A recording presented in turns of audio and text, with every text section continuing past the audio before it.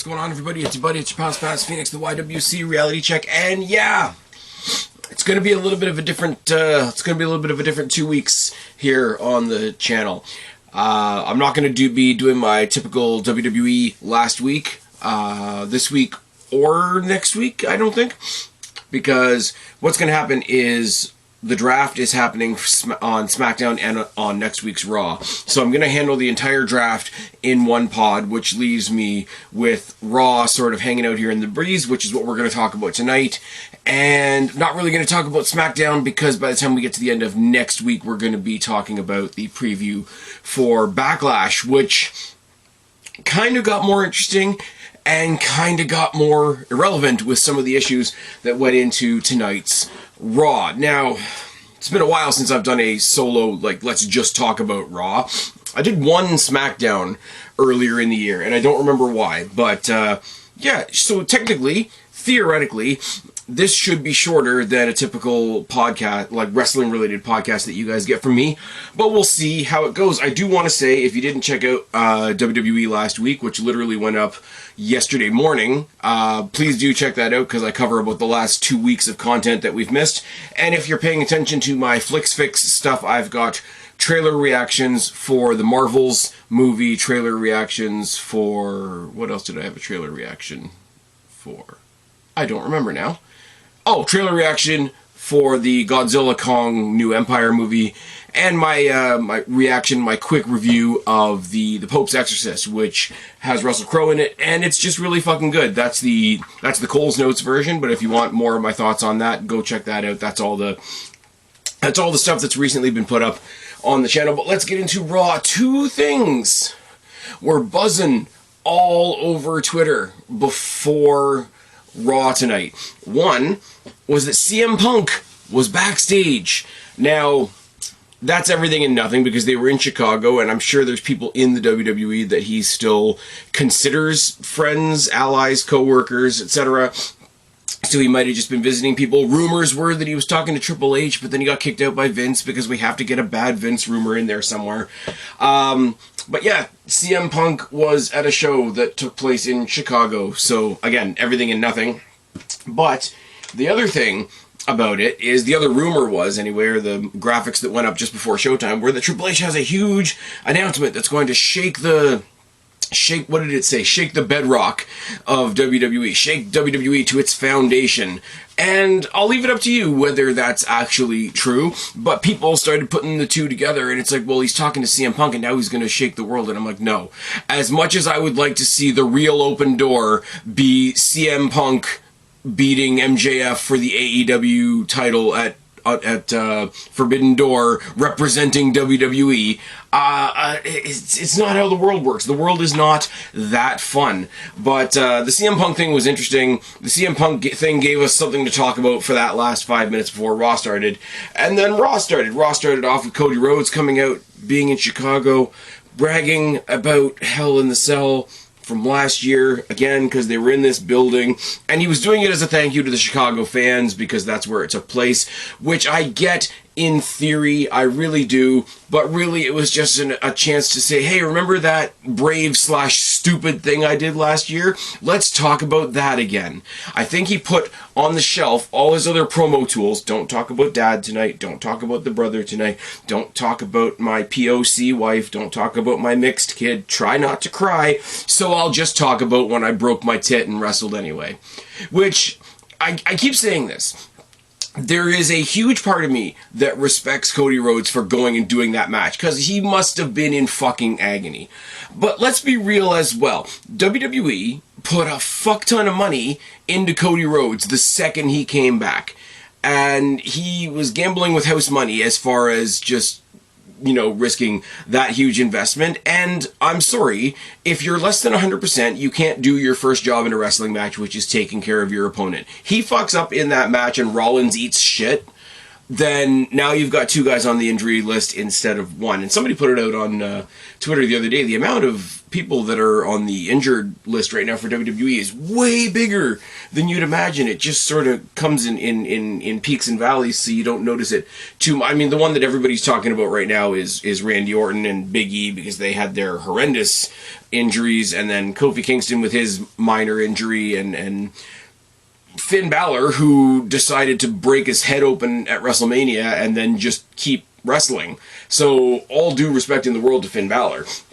But Cody Rhodes, sorry, I got off track a little bit there. Cody Rhodes talking about the Hell in the Cell thing, da-da-da-da-da. And Balor, thankfully, rightfully so, the best guy to say what we're all thinking at this point, says, like, I went into WrestleMania with a bad leg and I came out with a busted open head. Like, we've all got scars, man. But I did see what happened to you at WrestleMania. You did get screwed. You know, I have sympathy for you. And you went into WrestleMania and nobody had your back. And you realized that nobody had your back. And you jumped at the opportunity to team with Brock Lesnar. And that was a mistake. And another mistake is what's going to happen at Backlash. You can't beat Lesnar. We all know you can't beat Lesnar on your own. But Cody Rhodes in the Judgment Day would be unstoppable. And everybody oohs and ahs and whatever. No. There's only one person rumored to join the Judgment Day, and it's because of his ties with Finn Balor, and that's JD McDonough. I hope he goes back to his real name, Jordan Devlin. People don't like Jordan Devlin for whatever reason. I don't really care. He's a really good wrestler, and he is basically mini Finn Balor. So it's fine. Cody Rhodes respectfully declines. I can read my writing, I swear. And then Finn Balor turns on a dime and says, you know, that's a shame. You know, you're either with us or you're against us. And Cody responds with, I bet you're saying all this tonight because you think I'm still on the injured reserve list. When I got a bit of news today, and I'm actually cleared, and I'm actually in the mood for a fight, and, you know, throws down the challenge, and Balor sort of storms off, but it does get confirmed that we're going to get that match later on in the night. Should have been the main event, but it wasn't. I mean, when we get there, trust me, I understand why it wasn't the main event, but still, like, actual quality and actual name value of the people involved should have been the main event. We switch over to the Usos and Solo Sikoa taking on the entire LWO. Now, I'm not going to say much about the match. I will say LWO have new music with the Viva La Raza entrance from the old Eddie Guerrero entrance music. Chavo Guerrero is on social media right now saying that people are bastardizing Eddie Guerrero's name. And I want to be delicate when I say this because he's his actual family. And I don't want to tell anybody that they're wrong when they're talking about their family because it's definitely not my place to do so. But at the same time, the one that's, you know, the LWO name has been passed on directly to these guys by Rey Mysterio, who was Eddie Guerrero's friend and whose tributes to Eddie Guerrero are genuine. If you want to see somebody who's bastardizing, not only cosplaying as Eddie Guerrero, but cosplaying as other people that have tragically passed away, take a look over in Japan at our dearly departed Mercedes Varnado and all of her horrendous shit. Chavo, I get you. I feel for you. It's your family. I think your bitter hatred about your own career, you know, manifesting itself in this defense of your uncle is being directed in the wrong direction. Take a look across the pond, around the world, to see who's actually bastardizing Eddie's name and likeness and memory and all that kind of thing. Moving swiftly on, though, they've got this new entrance. They are energized by this new branding. And yes, I get it. LWO were a jobber stable in WCW. It's fine. It's absolutely fine. And it's a marketing thing. And LWO is something you can put on a t-shirt. I get it. But they've done this. And it's given a shot of adrenaline to these 3 guys that weren't doing very much when they came up as Legado del Fantasma. They're getting to work with guys like Rey Mysterio. They're getting to work with established factions like the Judgment Day and the Bloodline. And they're getting to, you know, rub shoulders with Cody and Riddle and you know, the tag champs and all that. This is helping everybody. And they're really good. And this match with the Usos and Solo was really good. Now, the Usos rather, have their match on Friday, their rematch for the tag team titles. So you knew that they were going to win, which is absolutely fine. Solo Sikoa hits the spike in midair on Cruz del Toro, and then they hit him with the 1D and the Bloodline get the win. The Usos then grab a mic, they go crazy with this "we had one bad night" promo. We had one bad night in a historical, fantastical reign, and you guys are all you guys are going to remember is one bad night. We're going to get our titles back next week, and we're going to do it for the Tribal Chief, which is fine. In the back, we get Bianca Belair versus Io Sky confirmed for Backlash. That title match is not happening on a regular weekly episode of Raw. We're going to wait until Backlash to bury Io Sky under the Bianca steamroller. And then, unfortunately, somebody made the horrendous decision to give Bianca Belair a microphone, and she rambles for a bit, and Damage Control come to her and say, grab 2 other losers and we'll take you on tonight because we feel like fighting. Which is fine. I mean, except it's not. Different part of the arena, still backstage. Sammy tries once again to get through to Jay. You know, it really says a lot that, you know, you were talking about the title match that we have on Friday, and you're not even doing it for yourself. You're doing it for Roman, who's not even here for you. What's going to happen when you lose? Rah. Later on in the night, I didn't write it down in my notes, but you have Jay talking to Jimmy, saying, "What's going to happen if we lose? And where'd you get that idea?" "Well, I got it from Sammy." "Why are you talking to Sammy?" "You need to worry about family." Rah. Trish Stratus is in the back. Becky Lynch still isn't there. She's talking shit to Becky about being absent and why isn't she here? You know, maybe being the man and the mom is too much for her, so I sent her home. She can go be a family woman. And much like everybody else in the locker room, she should simply say, "Thank you, Trish," which I think is great. And I think Good Mic Work made a great point on commentary. Trish Stratus spent a lot of time and a lot of money in makeup to look absolutely gorgeous, which Trish Stratus does, my hometown girl and all that, to come in and talk for 2 minutes in a backstage segment, and that's her paycheck for the night. Not bad work if you can get it. Street Profits versus Alexander and Benjamin was a perfectly fine, passable 4 out of 5 match that was exactly what you expect it to be. Not really much to write home about. Any stories that they were going to say about the Street Profits like splitting as a team have been sort of put to the one side so that commentators could say, "Oh my god, we've got the draft coming up. Even tag teams could be split up." They did another thing later on in the night where basically Chad Gable is explaining the draft to Rick Boogs, so we're booking Rick Boogs to be an idiot. Apparently, they're doing the whole thing where half the roster is up for grabs on Friday and half the roster is up for grabs next Monday, so we are already going to know what names are going to be announced on which show, which takes a little bit of the fun out of it. I mean, the only thing we're looking forward to at this point is who's going to get called up from NXT, right? Like, am I wrong in saying that? No, I don't think I am. Braun Breaker might come up. Cameron Grimes might come up. Zoe Stark might come up. I'm really down for that. Carmelo Hayes and Grayson Waller are fighting over the title tonight, actually, on Spring Break, and I mean, whoever's not the champion when that's said and done with might be called up. Tyler Bate and Ilya Dragunov might be called up. These are the names that are being tossed around. Roxanne Perez, who just dropped the title recently, she might be coming up as well. All perfectly fine, and if we draft Roxanne Perez to SmackDown, we can get a rematch between her and Rhea Ripley from when Rhea Ripley came down to NXT for that one night. That would be absolutely fantastic. Not that she's going to win, but don't worry about it. Triple H comes out to make his big announcement. He talks about the draft on Friday and next Monday and how it's going to shake the foundation and rah. And he needs to ensure the value of the future of WWE for the fans, and we deserve a champion. And he talks about Roman Reigns and how Roman Reigns has been almost 1,000 days as champion and how that's unheard of in the modern era. And Roman Reigns, to his credit, has used that to get himself a sweet contract where he doesn't have to defend as often, which makes it a lot easier for him to get to 1,000 days, etc. But we deserve a champion who's going to be on the show. We deserve a champion who's going to fight for the fans and all this. And basically backhandedly like insulting Roman Reigns, if you think about it.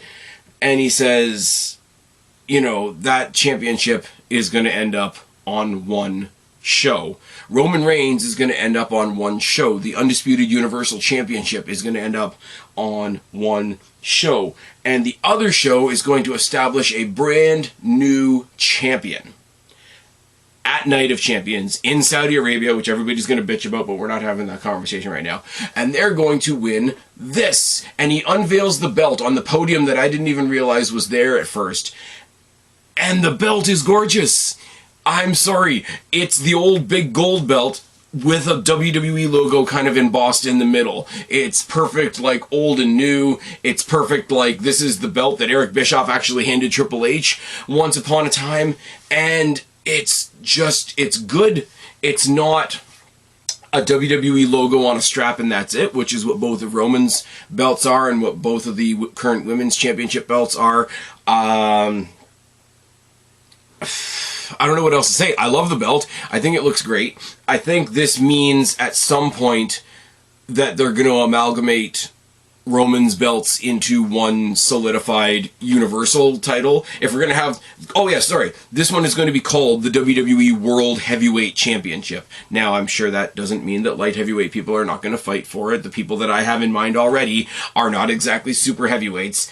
But if this is the belt for one show and this is the belt for the other show, and the whole thing with Roman is he's been carrying the belts for both shows and that's not true anymore, you got to get him down to one belt as well, or visually, aesthetically, it's going to start getting ridiculous. But the new WWE World Heavyweight Championship is going to land on whatever show doesn't get Roman. And I'm just saying, for anything that I want to see with this belt, and we're going to talk about it as we go, leave Roman on SmackDown. Roman Reigns and the Bloodline work on SmackDown, and have this title be on Raw. Because before the Bloodline really started jumping all over the place a whole lot, the unified champion did kind of live on SmackDown, and we kind of did that thing where either non-title feuds or US title feuds or even women's feuds and tag feuds were taking over that main event spot just because there was other stories going on.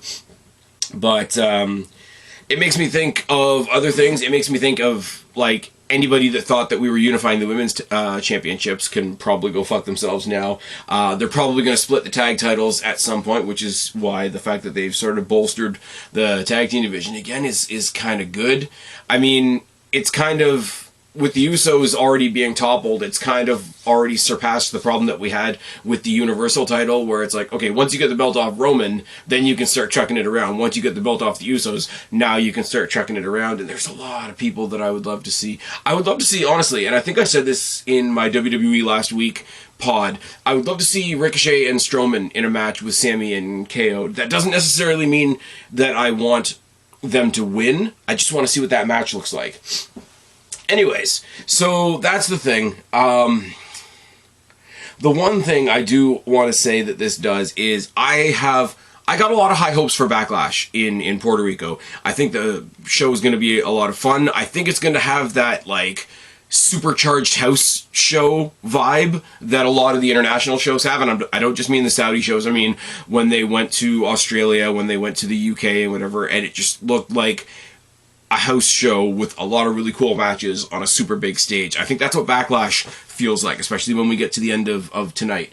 But it kind of makes us look past Backlash to Night of Champions, because not only are we going to crown this new champion at Night of Champions, but it's the next time that Roman Reigns is going to defend his title. It's when he's going to reach his 1,000 days.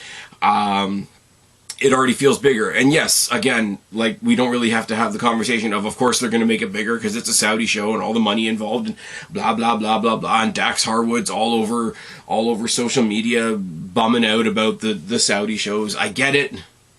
I do. But when I'm watching the show, I want to talk about the show. That doesn't mean I don't acknowledge the shit that's going on outside the show. I'm not, supporting any of the horrendous shit. I'm just a wrestling fan that wants to watch a wrestling show, and we've got fun stuff coming up at Backlash, and we've got this really cool new, like, sort of flagpole moment that's going to happen at Night of Champions. And yes, Night of Champions happens to be in Saudi Arabia. Like, don't watch it if you don't want to watch it. I don't know what to tell you.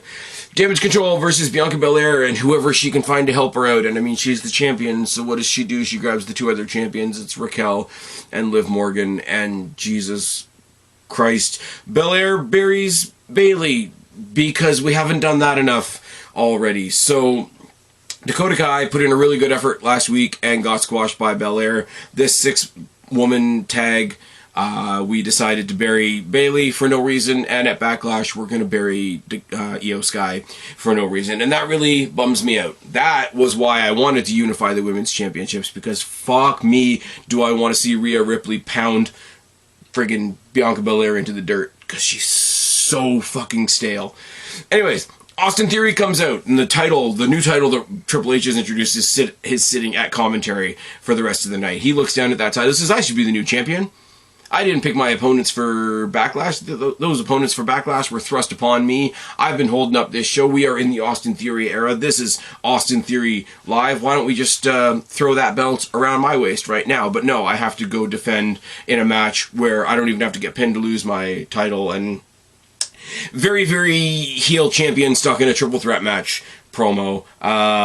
He brags about the WrestleMania win some more. Bobby Lashley comes out, and yeah, we give Bobby Lashley a microphone for reasons, and they have a stupid little brawl where Bronson Reed sandwiches Lashley against a post and then turns on Theory, because that's how triple threats go. This actual match, I really want to be good. I want Austin Theory to be the old proverbial straw that stirs the drink while the two monsters kill each other, and then he sort of like picks up on what's left. I mean, wasn't there was a cage match, and I think it was like Big Show, Mark Henry, and Daniel Bryan. Ironically, they're all now in the other company.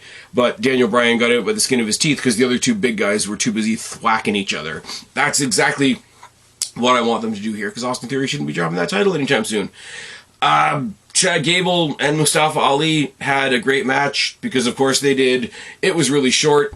It was because Ali was doing his positive Ali thing in the back with everybody else that was worried about getting their tag teams split up, and sort of said to Chad Gable, like, hey, don't worry, you're not going to be a loser just because they take away your buddy who's more popular. And then it's like, okay, let's have a match. So Gable was out there with Otis, but Otis was out there with Maxine Dupree on his arm, so sort of interlocking the stories that don't really matter. Quick roll up for Ali. I still don't know what this Ali thing is.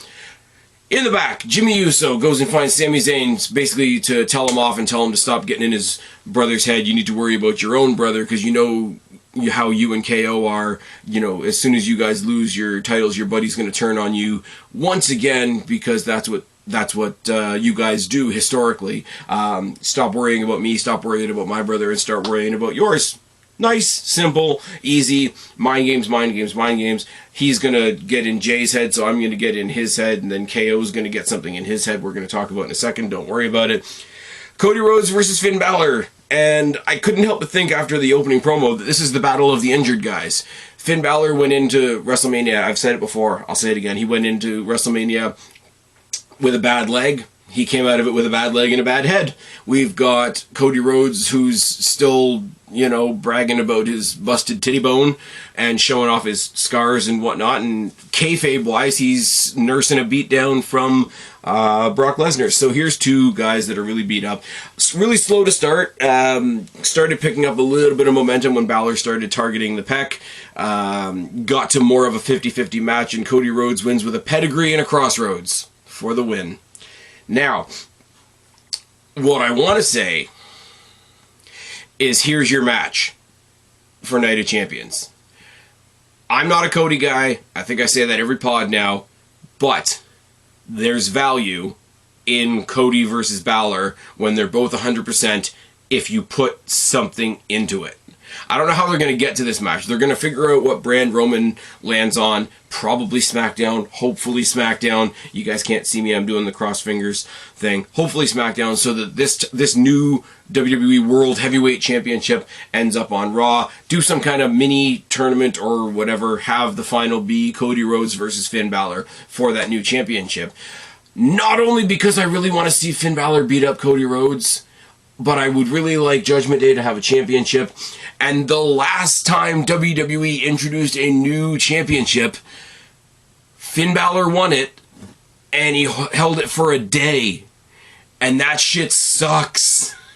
If you really want a mistake, it wasn't a mistake, but if you really want to correct the sad stories of the past, Put this belt on Finn Balor. Let the Judgment Day brag about being the first holders of this new WWE World Heavyweight Championship and solidify them as a group, as the hood ornament of Raw, the same way the Bloodline has been the hood ornament of SmackDown so successfully for so long. And then you leave you draft the LWO permanently back to Raw, and then you have them be the ones going after. You don't have to assemble another team like Cody and Riddle and KO and Sammy. You've got a team ready to go. You've got a team that matches the heel team with 3 guys and a girl that can fight over a main title, some tag titles, and the women's championship if you want to go that direction. Even though we're getting the Vega match at Backlash, which is going to be a lot of fun.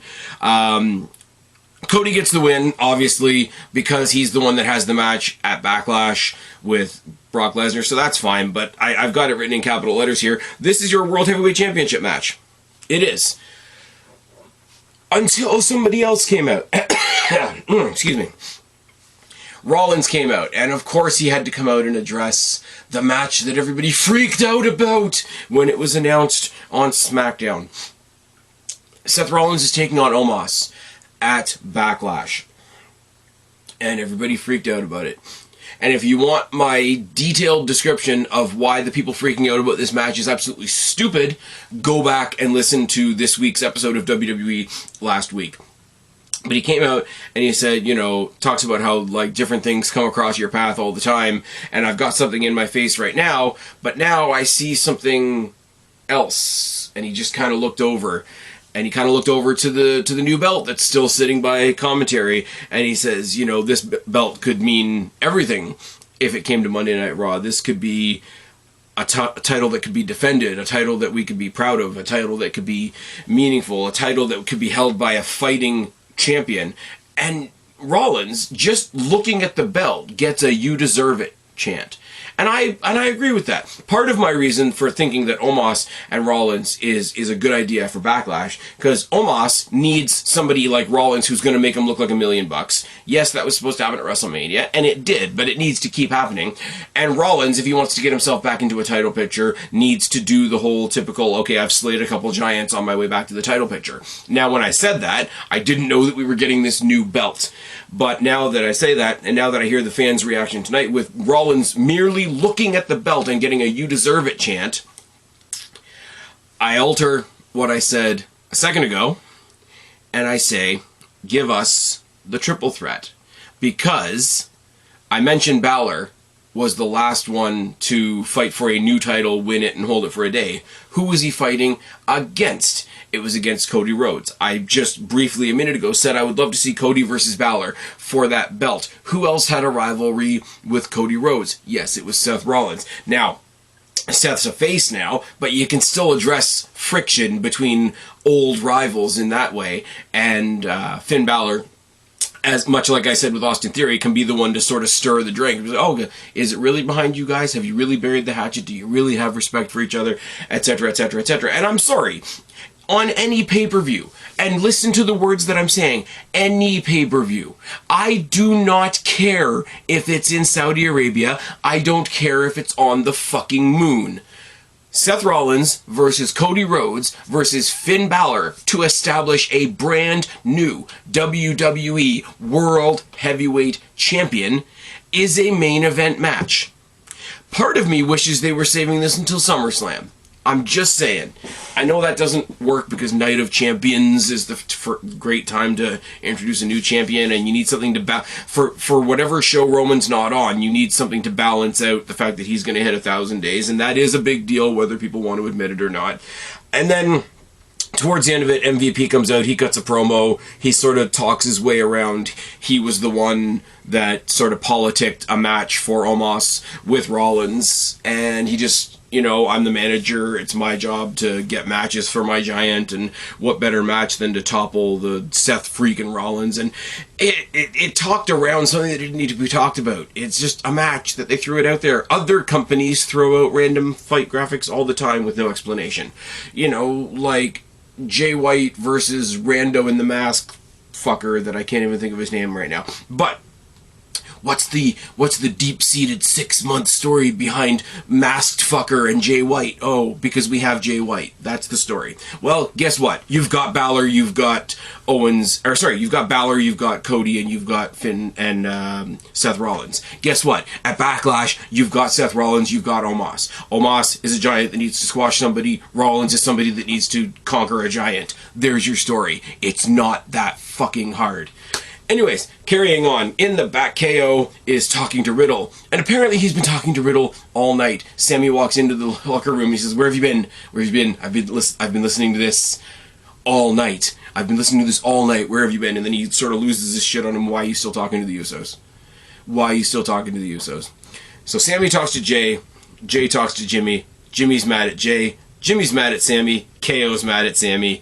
It's fantastic. There's not a bunch of tension going into this special draft edition of SmackDown, is there? Then in the main event, you had Damian Priest versus Rey Mysterio, and it is a bad day to be a member of the Judgment Day. Now, Dominic wasn't on the show tonight, and Rhea Ripley's apparently home in Australia because she had somebody close to her pass away. I'm not digging too much into that because it's none of our business, other than to say thoughts and prayers with Rhea Ripley and her friends and family, and hope everybody's coping the best that they can. On the upside, on the positive side of things, Rhea Ripley is such a fucking star that she's really noticeable when she's not there. That's all I'm going to say, and I mean that in the most positive way possible. Real life has to come first, obviously, but as somebody watching the show, she's awesome. She's the brand new champion. She was the right choice at WrestleMania, and it's noticeable on the show when she's not there, and even within the Judgment Day, it's noticeable when she's not there. And yeah, in general, not a good day to be a member of the Judgment Day because Balor lost to Cody, although you can chalk that up to, 14 staples in his head, and we can redo that later on. And Priest lost to Rey by disqualification, but he still lost. Rey Mysterio, all credit to him. You guys know I'm not exactly a Rey guy either, but the LWO stuff is great. Power game from Priest for most of the match. Gets a hope spot in with a top rope Rana, but he goes for the 619, and that gets countered into a boot by Priest. Priest eventually gets sick of trying to actually win the match, and chucks a chair at Rey's face as he's coming off the top rope, which is fine. He's about to put him through the table when Bad Bunny shows up, kendo stick in hand, kind of looks like a cowboy. I don't really know what's going on there. Beats the shit out of him with a kendo stick, and then we get the match announcement. And we thought the match announcement was going to be Bad Bunny and Rey versus 2 members of the Judgment Day, but it's not. Bad Bunny says, I'm no longer hosting Backlash in Puerto Rico because I've got myself a match. Damian Priest, it's me and you in Puerto Rico in a street fight. I don't think anybody was expecting that, and that's fucking awesome. And that was a great way to end off the night, just Bad Bunny soaking it up from the crowd and dropping a bomb on us for Backlash. Now, what does that mean Finn Balor's doing at Backlash? What does that mean Dom's doing at Backlash? I have no idea. It's a street fight. They can all just jump in and beat the shit out of Bad Bunny, but then there's going to be a whole LWO thing. I guarantee you, sometime between now and Backlash, they're going to do something with Bad Bunny where they make him an honorary member of the LWO, and that's going to be weird because then the faces will have a numbers advantage, but we don't need to worry about that right now because the announcement is great. This Raw was great. The draft is coming up. Lots of things are happening. Lots of plates are spinning, and apparently a couple ladies in the back had a promo segment that was cut so that there could be an extra match on the show, and that's what we're choosing to be upset about this week. So shrug emoji. This was your Raw review. This was Triple H's big announcement. We're still on our road to Backlash. Let me know what you think down in the box below. But yeah, I'll talk to you guys next week when we figure out how the draft is going to settle out. I've been Spaz, your YWC Reality Check. Subscribe up there, talk down there, start a conversation. Keep all these conversations going. Don't be a stranger. I will talk to each and every last one of you later, but for right now, I have time out. Bye, guys.